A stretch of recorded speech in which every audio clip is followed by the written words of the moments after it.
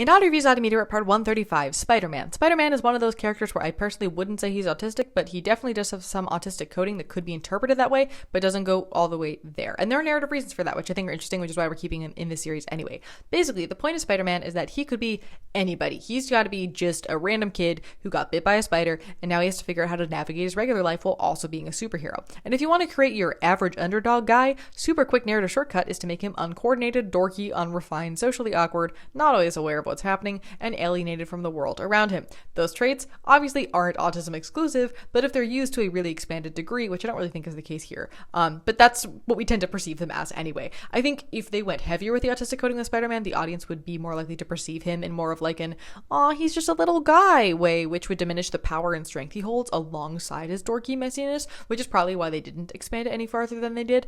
His spidey senses, however, are usually handled and described in a way that we talk about sensory sensitivities. Spidey senses and autism being the same thing has been a meme for like forever, so the association between autism and Peter Parker has been there for quite a while in the community. But overall, I think all three Peter Parkers are more ADHD than anything. Like, yes, they miss social cues, but it's not because they're not aware of what's going on. It's because they read the situation wrong because they zoned out for a bit of it. That being said, Tom Holland's Spider-Man does have to practice social interactions before he can do them, which I always love seeing representation of. But yeah, let me know what you think.